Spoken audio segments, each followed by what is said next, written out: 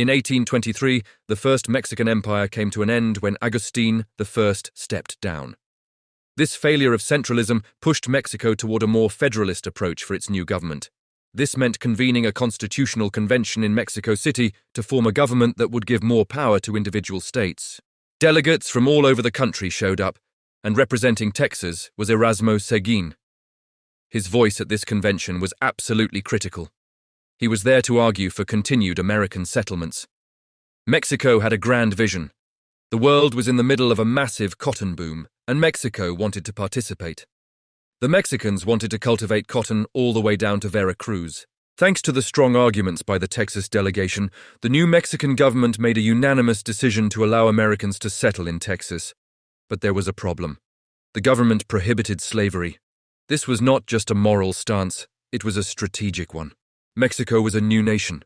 Its political situation was shaky, and it desperately needed international allies for recognition. The most powerful nation at the time was Great Britain, a fierce opponent of slavery.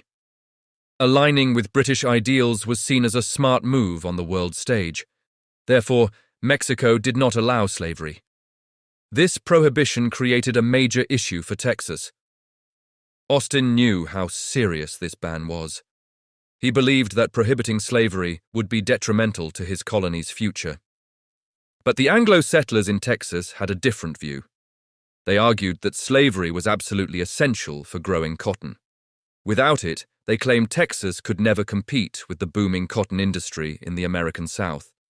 They even tried to portray it as a security benefit, suggesting that a larger slave-owning population could help Mexico deal with threats from groups like the Apache. By 1824, the new federal constitution of Mexico was finished and sent out to all the different states. For the settlers in Texas, one question overshadowed everything else. What does it say about slavery? And when they read it, they found nothing. The new constitution didn't mention slavery at all. This is a core principle of federalism. Any power that is not specifically given to the central government is automatically left to the states to decide. It is the reason your driver's license comes from your state, not the federal government. Since the Mexican federal constitution was silent on slavery, it meant the decision fell to the individual states. This seemed like a potential victory for the pro-slavery faction in Texas. But there was another, much bigger problem. Texas was not its own state. It simply did not have enough people to qualify for statehood on its own. So the Mexican government combined it with its southwest neighbor, Coahuila. The problem was that the vast majority of the population lived there, not Texas. To understand how lopsided this was, imagine the state legislature. Out of 11 representatives, only 1 would be from Texas. The other 10 would be from Coahuila. Thus, the ultimate fate of slavery in Texas was not going to be decided in Texas.